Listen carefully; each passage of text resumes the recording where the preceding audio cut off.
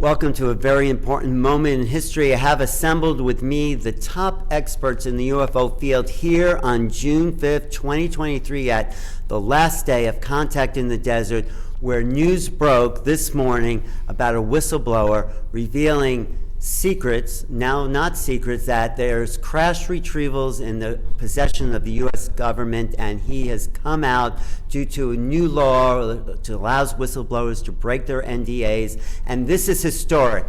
The Jonathan Gray, Jonathan Gray, who is Jonathan Gray here? Jonathan Gray, I'm going to edit this.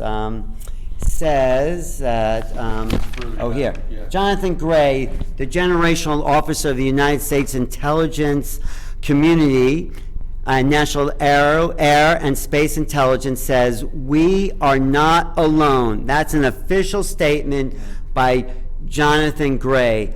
Steve Bassett, sure. You've been following this story for 30 years as a Washington lobbyist in UFOs. What is the implication of Grusch and Gray and the fact that this has finally come out?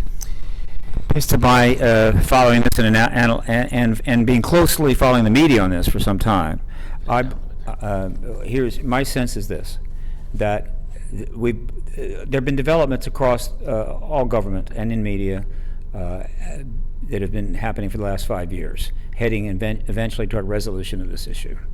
But it's slow because they're trying to do it with all the bells and whistles and everything.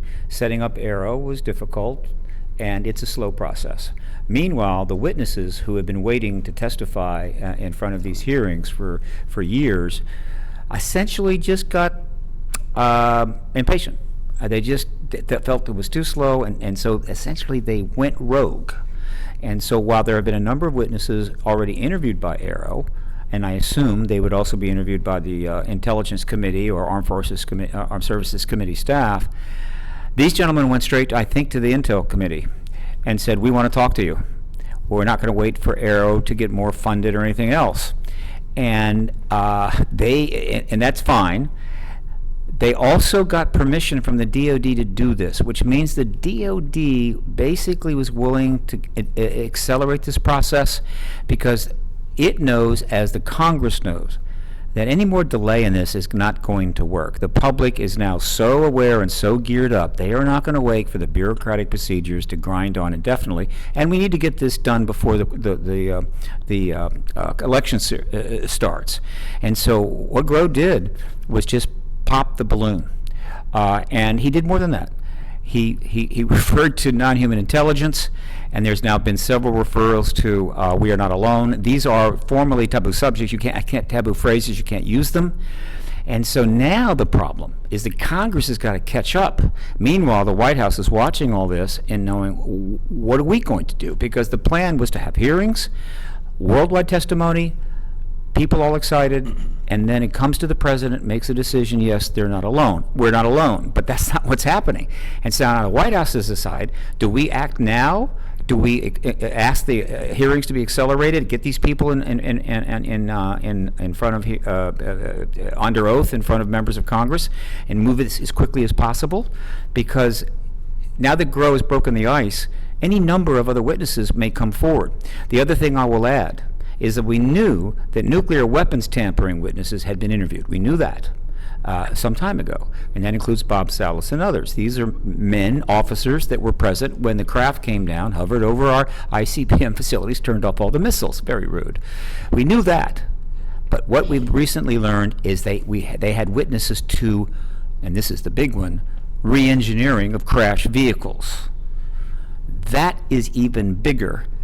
And now we have confirmation that, yeah, they are there, and he is one of those. He didn't come forward with, "I'm aware that our missiles were turned off." He came forward with something even more heavy, and that is, "I am fully aware we have been re-engineering ET technology or non-human intelligence technology for years with a great deal of money."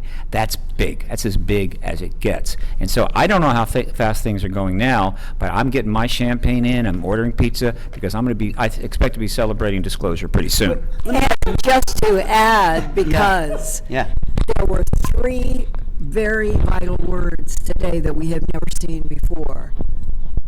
craft of non-human origin. This is the very first time that has been stated from an official. I want to ask Richard Dolan, who wrote the book After Disclosure. Are we in the post-disclosure age, and it fits your vision of what will happen, and also what rolls out from here, Richard? It is fascinating, I have to say, and I wasn't expecting this to happen today. I'm just going to fully say that. Bryce Zabel and I wrote After Disclosure 13 years ago, and our vision, this is in 2010, was that disclosure would happen like an avalanche. So like some big thing would happen, a leak would occur, and it would become obvious that UFOs were real, and shoom, everything would just come crashing down. And in 2017, that did not happen. Right. So instead, you had a major revelation that ATIP existed, the Tic Tac existed, and it felt like disclosure at the time, but then things just kind of stalled. And I think what ended up happening, what was different from our original vision, is that I feel, anyway, there was greater centralized control over the media, which was one thing. But I think we also underestimated the ability of the establishment, if we could say that, to maintain narrative control over this. So it was very obvious. And I think what I would say now is that the revelations of today I have proven, at least to me, that what we have been dealing with all along is indeed a faction war. This is what I've always thought, that you have a faction within the intelligence community and the Pentagon that have favored some form of disclosure. I don't think they're favoring full disclosure.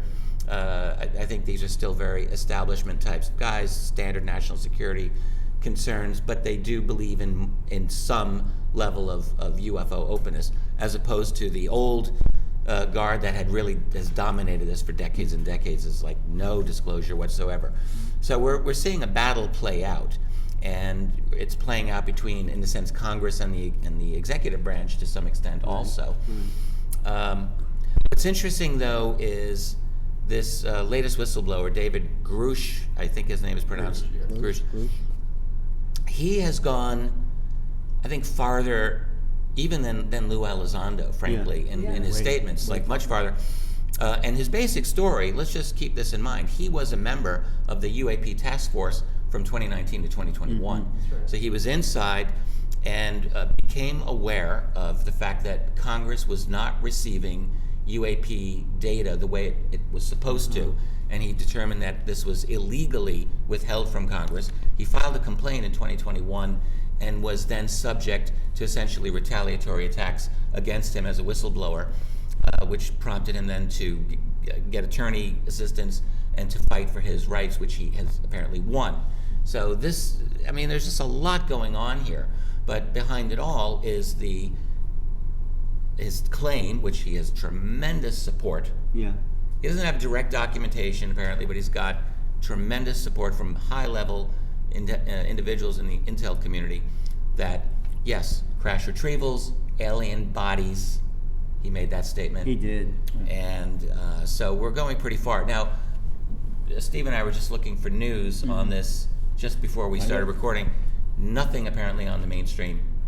This was recorded, it was on some alternative media, but mainstream, ABC, NBC, the rest, they're not touching Isn't it ironic, though? Here we are, the last day of Contact in the Desert 2023. This breaks out with a panel of experts who've looked their life for this moment in history, including J.J. Hurtak, who goes back to the 70s with J. Allen Hynek. J.J., what was your response to the news?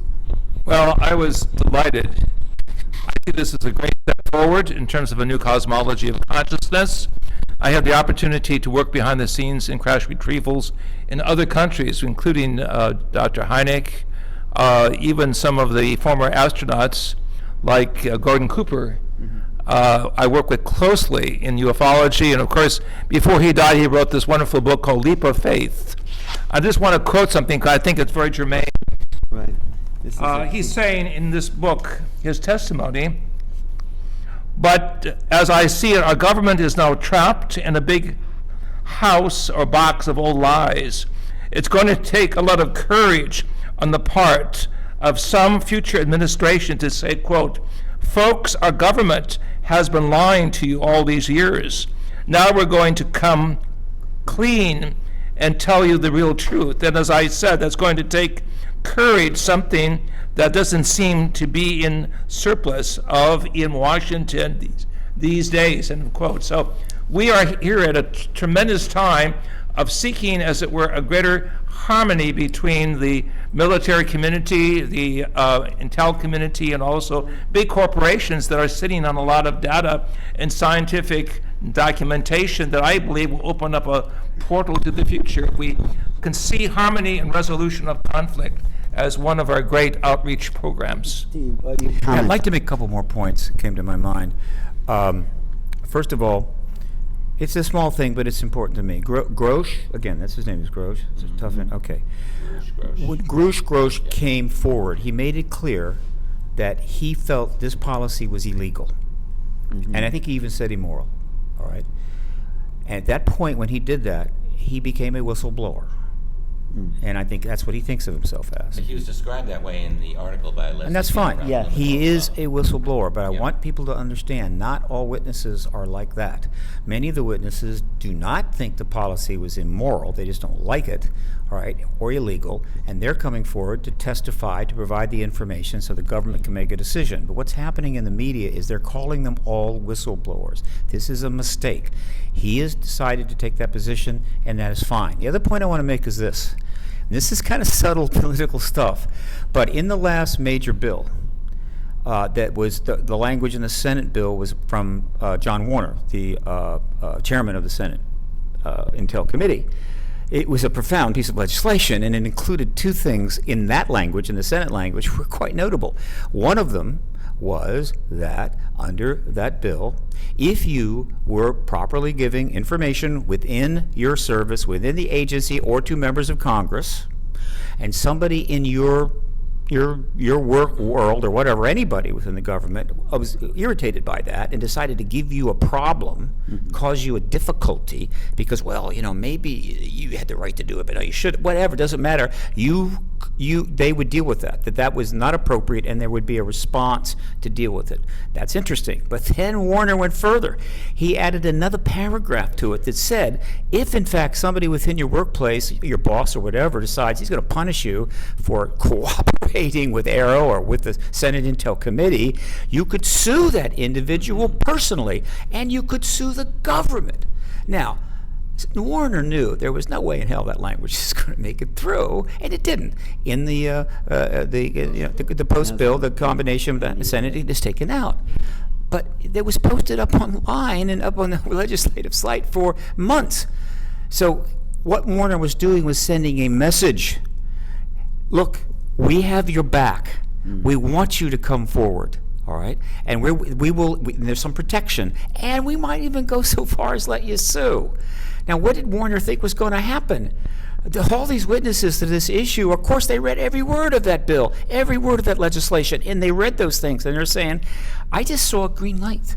I think now I can make my move." And so they're okay, they make their move, and they're getting worked up, but things are not moving fast enough, and they finally said, Warner's got my back, I'm going forward, I'm going to the Intel Committee, I'm going to the New York Times, whatever the hell. And of course, it was inevitable that would follow. I want to talk to the lawyer about this, but I just want to get everyone's comment. You had a I want comment? to jump, and I The know bottom Linda's line- going to want to follow up on Go this ahead, too. go I ahead. want to say, it's a very important day, I guess we'll say, milestone, but we need to keep in mind what is not being discussed, which is a great deal.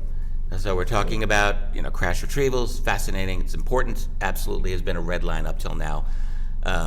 But we, those of us who at least are engaged in this subject, know that there is a tremendous amount going on with the UFO, UAP phenomenon. There are abductions. There are flyovers, hundreds, thousands every year around the world. There's a great amount of activity that is going on right now.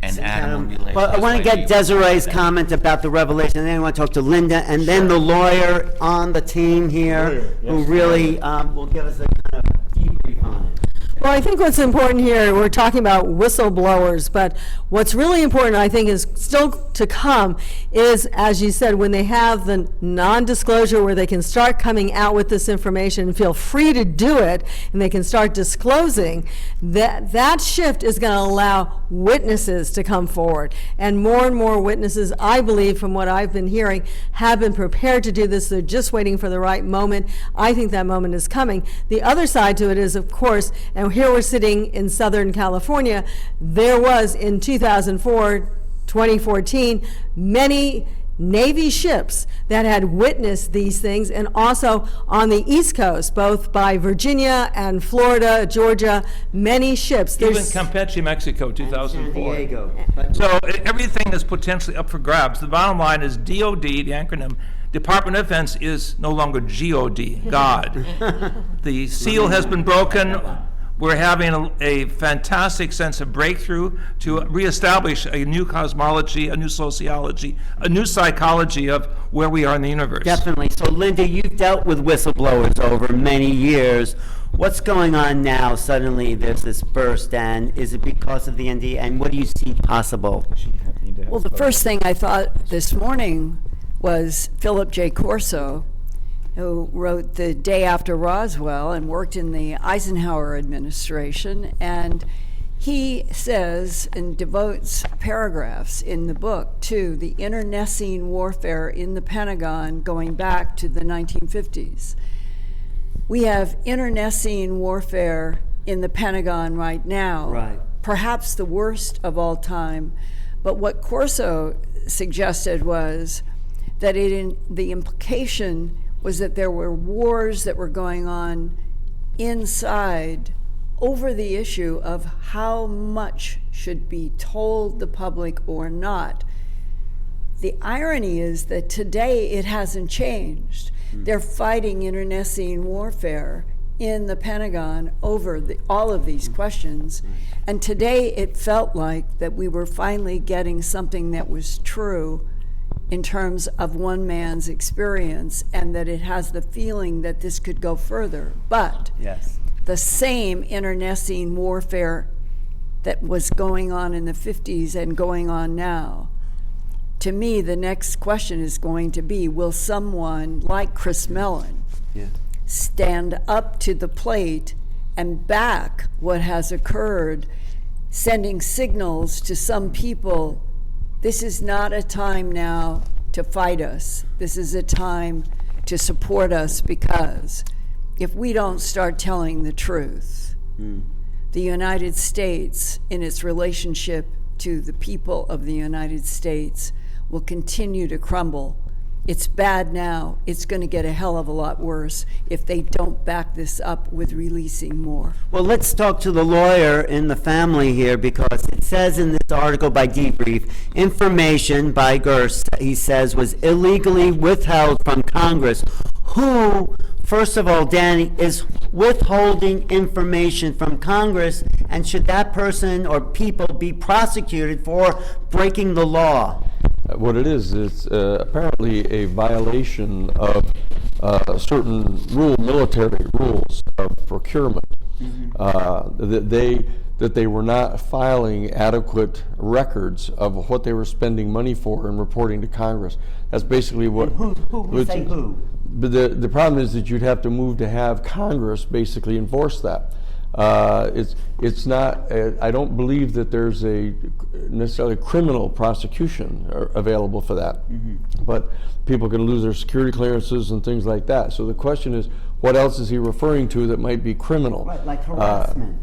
That's right. That's one of the things I believe that they're really worried about. And who is harassing, though? Who's the other party? They were. It was an Air Force program. There was a Defense Department program. CIA had a program. Richard knows a lot about this. There are documents that have been extracted from them showing this conscious program that they had These government of destroying agencies are people's breaking lives. the laws of the government they're serving. And Is that what you're saying? that's dog bites man. Okay. The government people break rules all the time. In this particular thing, the accusation that they're criminal in nature, that you'd have to try to figure out what particular criminal laws that would be violating, because you can't sue the government You can't sue the government for libel and slander because they're immune. They have civil immunity. So the question of who you would sue, talk that's been going around is that you think in terms of some of the private corporations that had access to the technology and were developing it, and that they might have security people that are experienced military, private security, intelligence type of people like that. Those are the kind of people you need to look for. And we've been at this for 50 years. I would add to that what you're saying. A lot of this hinges after World War II, 45, and enters that Cold War period of rivalry to get super weapons and super, shall we say, technologies that could command the whole allegiance of the planetary humanity to one power. So you can understand that there's a lot of things behind the scene that enter into the questions of, was the government following a sane and sensible policy? Clearly, there are vacuums within the chain of command that have to be corrected, and I think astronaut Gordon Cooper, a great patriot who is out in space, has given us a blueprint of reconciliation if we admit our shortcomings and realize the opportunities of working with the cosmic others. So, yeah, but I also want to know, what can we do now? What does Grusch do? As you a lawyer, what's your case here? Well, the Inspector General for the National Intelligence has referred the complaint that he filed as in designating it, sending it to the Secretary of Defense as immediate, interesting word, immediate danger, and basically substantiated.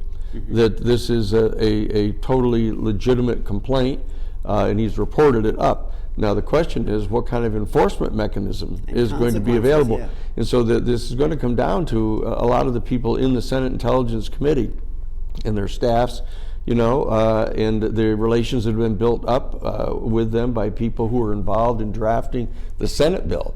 The Senate bill, SB 4503, was just an ideal statute, laid out 84 different things that they had to do, including telling us whether you've recovered any crashed saucers and whether you've ever tried to do anything to not only back engineer the technology, have you ever done anything that was in fact designed to violate the rights of people who were trying to come forward? And it said it right in the legislation. Yeah, exactly. I mean, so we're all taking our guidance from the Senate. In that Senate bill, just like you were saying, that Steve was saying, is that they laid out what it is that they wanted done as the senators. The House guys chipped away at it, cut stuff out, wouldn't give you the cause of action, et cetera. But the kind of clarion call was issued by the Senate Intelligence Committee, which basically is Rubio. And Warner, of course, and now Gillibrand from New York, and they've got 12 other senators who've signed letters complaining about not giving adequate money to Arrow, et cetera. So there's this more than just the internecine war going on that is going on inside the military about what they should reveal, et cetera. But now Congress has become engaged. And the question is, why have they become engaged when we've been all upset about this for 75 years? What's happened that's caused it? And it was Lou Elizondo in Mellon that brought the videotapes to the New York Times. And it was the decision made by the board of editors of the New York Times to print the stuff.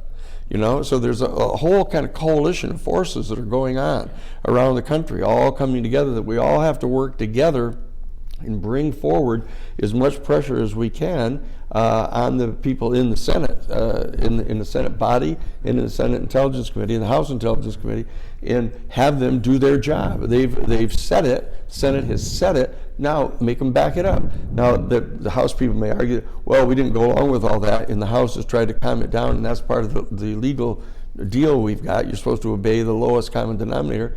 But my guess is if people start going directly to the Senate and saying that, I was going to go to Arrow and tell them, but I'm not sure I trust them. That's what Mellon said. Mellon said, rightly or wrongly, the people that are involved in knowing this information don't trust the leadership of Arrow, which is Sean Kirkpatrick.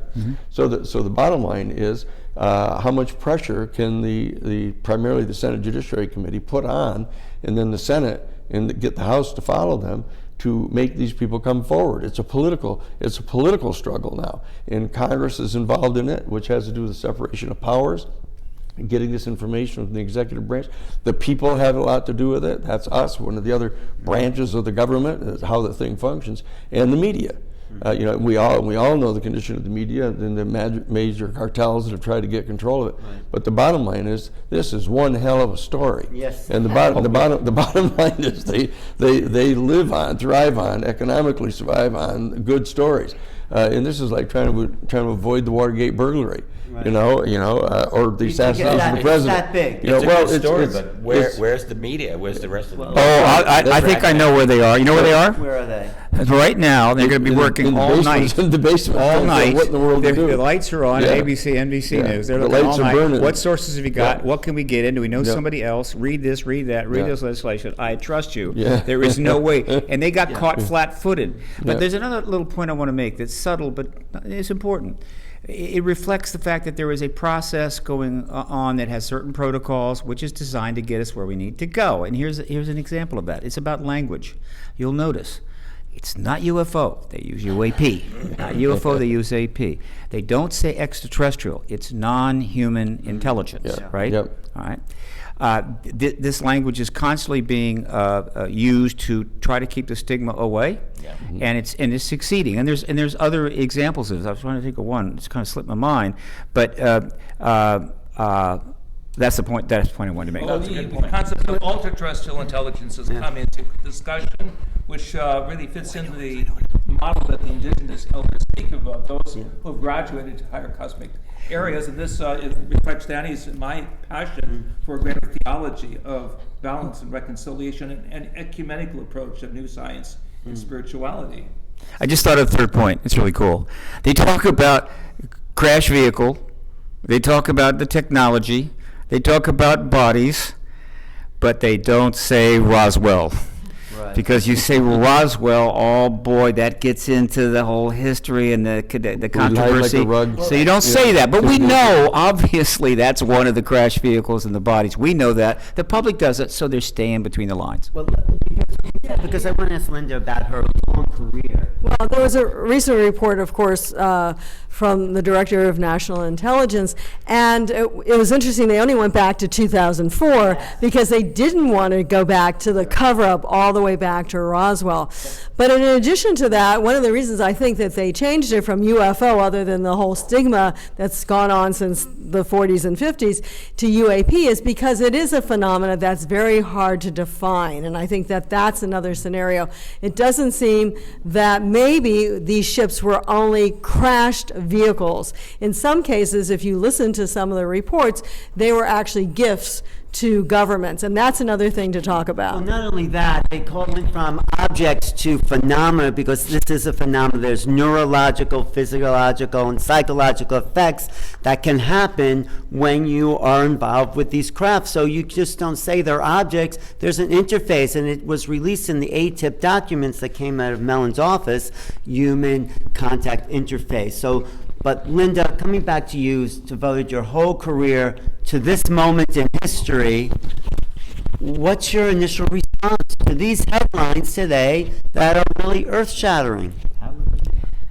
Exhilaration this morning, reading those words and seeing that they were saying non-human origin.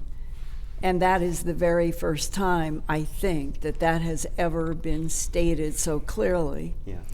And that we're at what seems to me, it feels like a really important historic juncture.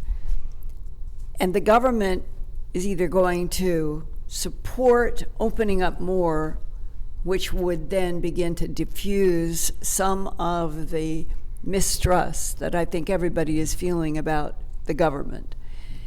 And they need to get onto a more credible ground to open up the extraterrestrials themselves, hopefully, to this planet.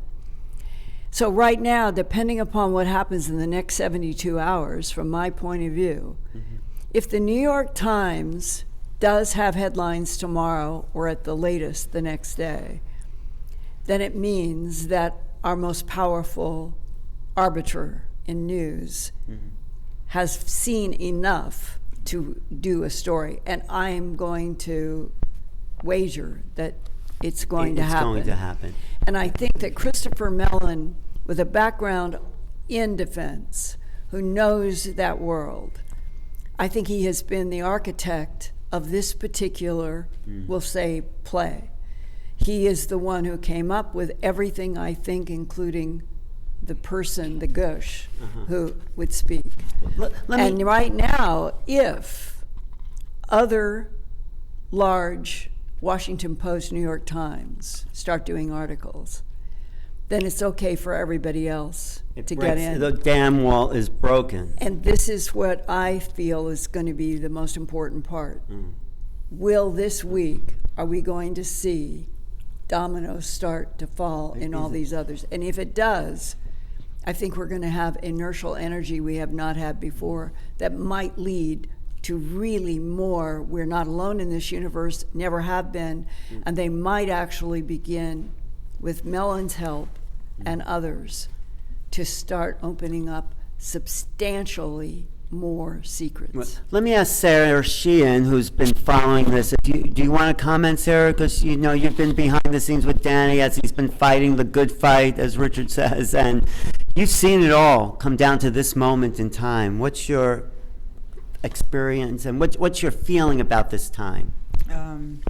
My feeling is that this is important even beyond the UFO movement, because of the way I see this is that in the shadows, behind what we can see, are powerful corporations that are economic forces driving a lot of what is happening.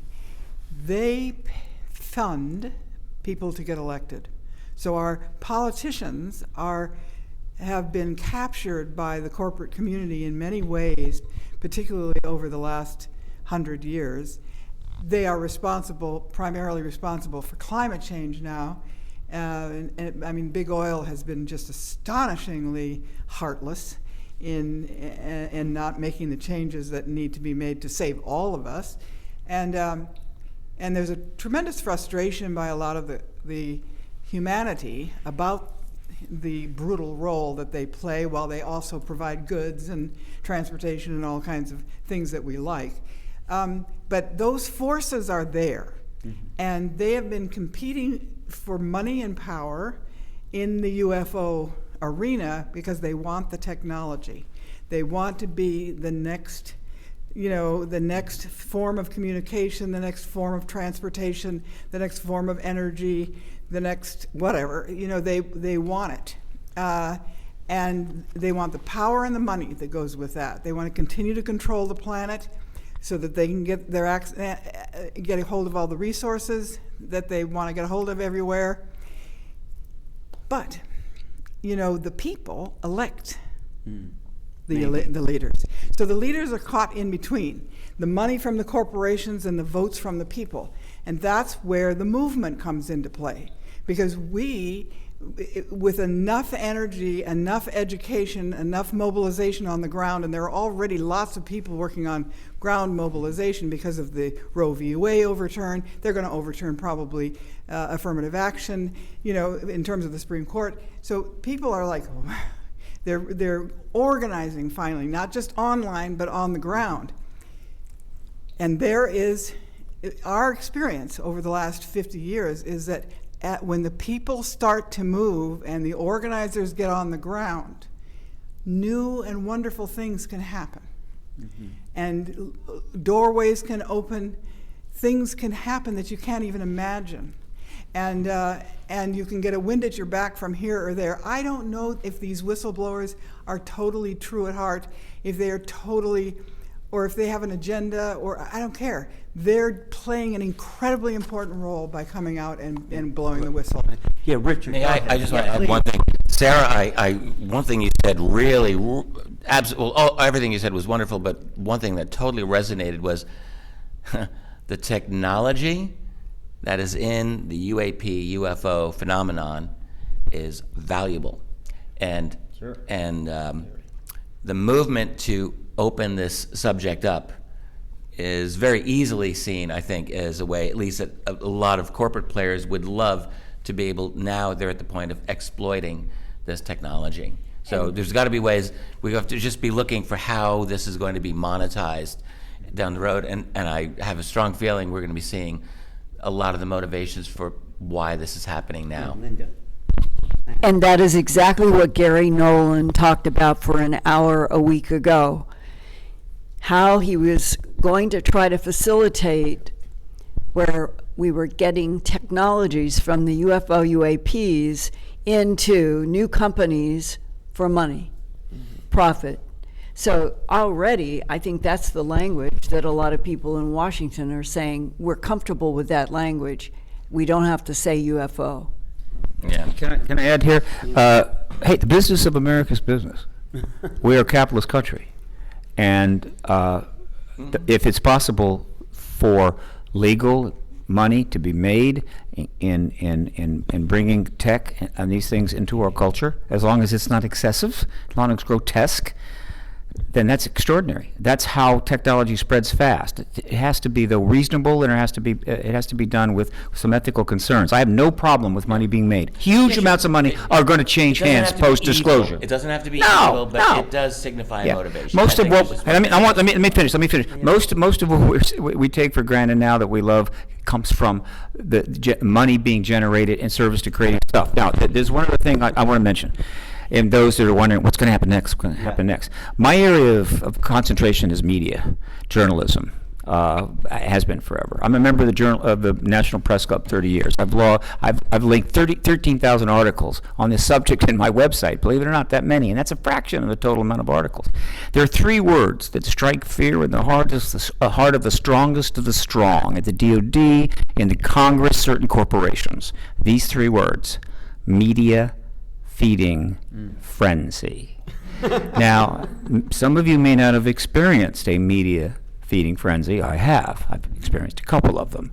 It's roughly the equivalent of 10 million locusts descending on your farm and not leaving a single plant left, all right?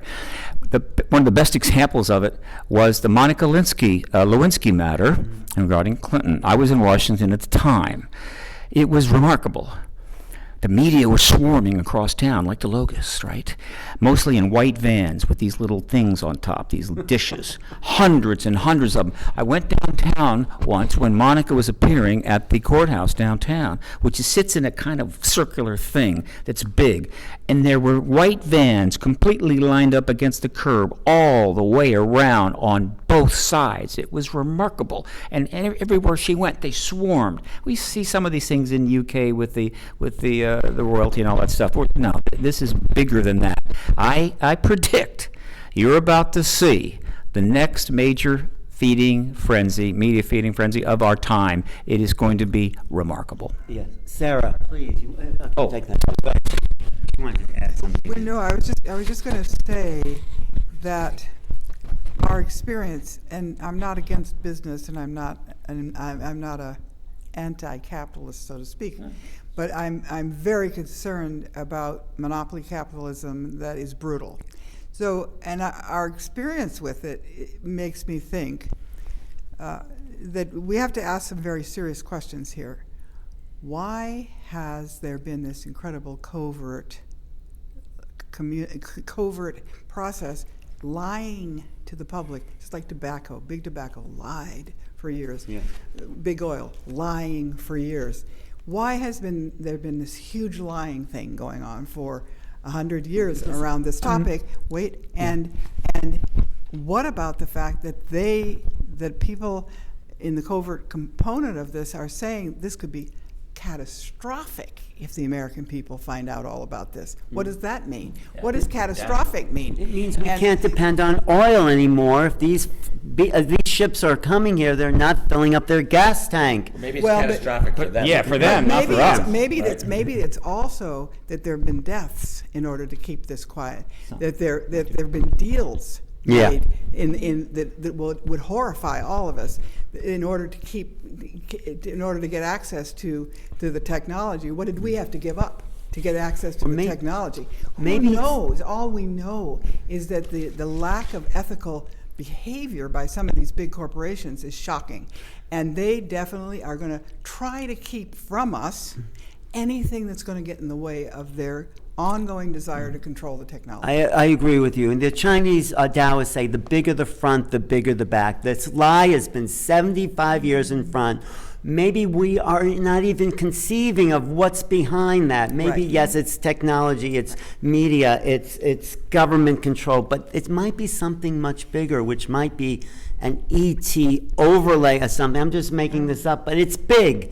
This is the surface, guys. Yeah, We're going deep. We get on your gear, a lot of Steve. We're depth. going under. I'm geared up. I'd like to jump in on this. Desiree and I are social scientists. We work with the indigenous. They are telling us we don't hear the cry of Mother Earth, and this is why the star nations are coming back. We see this over the Hopis, we see this over the Shavantis in South America. This is a global story, so let's not be captivated only by Capitol Hill. That's the problem of the leadership. We have to see the global roadmap that's being opened up. And this is why I'm saying next to where Gary and Nolan sits, there is the Stanford Research Institute, where my colleagues have worked. There is a plethora of scientific breakthroughs in all areas of new energy, new food, consciousness, communication, gravitational communication, et cetera, et cetera. We are at a brink of going forwards or backwards, greatly forward or backwards. We are at a time of a scientific renaissance, but we need sensibility and harmony if this is going to go forward. Right. Just to add to that, I think when we look at technology, we're thinking about the future technology that we can get from it. There's a good chance, if we listen to Philip Corso, who in the 50s and 60s had information even into the 70s and 80s, that a lot of the technology we even have today actually came from extraterrestrials. So corporations have been making money already on back engineering from these spacecraft. So I think it's really important. There's such a complexity, not only that there's probably not one form of intelligence flying around, but many different types of intelligence, some of which are very positive, some of which maybe are not so positive. So it's complex. So Linda sees this planet as a hotel. I see it as a schoolhouse. This event hopefully will lead to a graduation of humanity into the cosmic university. We are at a brink of fantastic breakthroughs, so we must not center ourselves around the vacuums of poor leadership. No, we are the leadership, the avant-garde of a new cosmology. This is important. That brings the heart and soul of all humanity. Well, thank you. I just want to say also, crash retrievals is not new to us. Bob Lazar talked about, Eric Davis mentioned this in the New York Times. The big deal is that it's public, and he also mentioned bodies. These implications are huge, and let's roll out the bodies on the crash retrievals. That's the future, possibly, Steve. Responding to Dr. Hurtak, I based on what I know, if we get confirmation from the U.S. president, I mean, ultimately it goes to the president. It's going to end up there. It has to. It's not the president's going to say, okay, whatever you want, I'm just stepping aside. No. The president will come in. He will confirm what maybe has already been confirmed. The moment that happens, I assure you, heads of state around the world are going to be following suit so fast because they don't want to be the 5th or the 8th or the 9th. And it will be a global confirmation very, very quickly. And the other thing I would like to point out quickly is this. Monopolies and the creation of that kind of incestuous money and so forth. Mostly it's done in the back rooms, it's done behind the scenes, okay? Let me tell you, whatever tech we're talking about, whatever possibility it has, as it moves forward, 8 billion people are going to be watching everything. It's going to be very hard for them to play the same game that the robber barons of the 19th century played. I think we have an excellent chance to see this technology manifest in a way that serves people and is not exploited by the people that are already exploiting what we have now. I was going to say, let's just not totally count our chickens. This has not happened yet. And, our society and our species has a great way of, snatching failure from the jaws of victory. So let's just wait and see what happens. I'm actually not expecting a presidential disclosure moment. That's just me. We'll see what happens. And I'm even still skeptical about the major media following up on this. I mean, they haven't done it yet. Maybe they're taking their time. Maybe they'll throw a little bit of cold water on it. Let's just wait.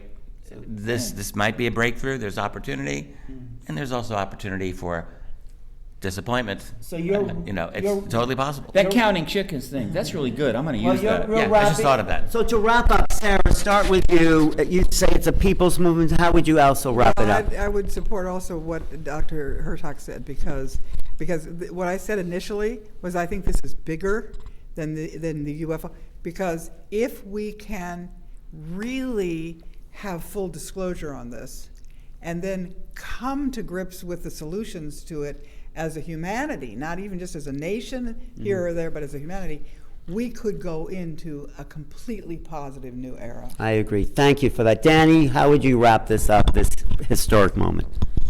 I mean, I guess one of the specific pieces of information I'm most interested in is the fact that Dave Grusch is being represented by the attorney who was the former Inspector General, to whom the complaint was filed. I didn't know that. Yes. That's great Yes, stuff. and that's who he is, and he has taken over the case, and he's filed the complaint. He's pushing on the Inspector General's office there, and has gotten the Inspector General, the current Inspector General, to say that it's a credible and supportable complaint already, and so that the question, as I said, is what's going to be done about that.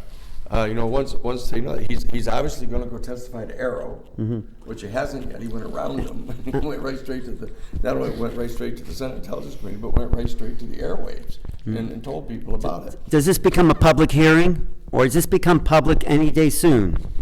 Public. The hearings. You heard what he said. He said, I'm appearing here today at great peril of my career, which is his security clearance, which gets him jobs in the private sector. And the bottom line is that if they take that away from him, and he has to try to appeal it in some way because it's a retaliation against him, then the question is, what's the enforcement mechanism for a violation of the statute? The federal statute prohibits them from it, but as you were pointing out, Steve, the House took that provision out. Yeah, but they could pass an amendment and put it back in anytime they want to. That was a message, but that doesn't mean they can't still do it. That's right. I mean, the Senate could introduce a bill to try to propose an amendment on that. And then the question is, do they have enough political power in the Senate to coerce the extreme different political ideology in the House of Representatives, to do anything, except for the fact that Rubio is on their side. Rubio is the one that's pushing this primarily, and it's not that partisan. It's not partisan. That's one of the great things about this thing. That neither Republicans or Democrats know whether to shit or steal third base. Right now they're faced with this kind of set of revelations, and they don't know how to politically calculate it right now. It's politically safe. It's a highly populist thing to support it, and if a large part of the populist movement in the country now is to the right of center, and that the progressives are extremely. This has been a long push issue of the progressive community. The thing with UFOs and stuff. This could be a coalition where lots of politicians see it to their personal advantage to support this. Well, I'll go. Okay. I'll go one step. That's what I'm looking for. I'll go one step further. Yeah. If you look at everything that's going on and all the people involved, I'm seeing something that I expected, and you can watch for more of this. You're going to see more and more people in Congress and staffers, and maybe over the DOD, maybe at Arrow, literally competing with each other to see who can get out further in front of this issue, who can get out more truth. They're going to be competing. Maybe media to be too. more truthful than the other, right? Because once it goes that way, that's the game. Right? It used to be who can keep the biggest secrets. Now, who can tell them the fastest? You're literally going to see that. Which It's is end idealistic, game. though. That's ball game. Well, is it politics, though? It happens. It happens. I'm telling you, it's going to happen. Well, Watch. let's see. I'm hoping it does happen. Send It's me a kind of check. idealistic. Go ahead, Linda. How do you wrap it up, and how does this affect your future? I was asked today by somebody in the audience where I was speaking, Linda, why would the government work so hard to keep this such a secret since World War II? What is the reason? So I'm going to just lay out there as another pawn in the chess game a quote given to me by a man who worked for the Defense Intelligence Agency, retired in 1999, and in a very long prepared meeting, he said, "You must remember, as we go forward in time, World War II was an extraterrestrial war fought through human bodies. And as each year has gone by since he said that to me in 1999, more and more is evolving that I personally think that is the bigger picture that we are going to confront, and explains why political systems made talking about any of this so dangerous. Well, that's huge. That's a whole other level. Richard, how would you sum up today and where you think we're going? Well, it was a significant day, a shocking day, I think very surprising to everyone, and again, as I said earlier, one that I personally had not expected. Yeah. I will just freely admit that.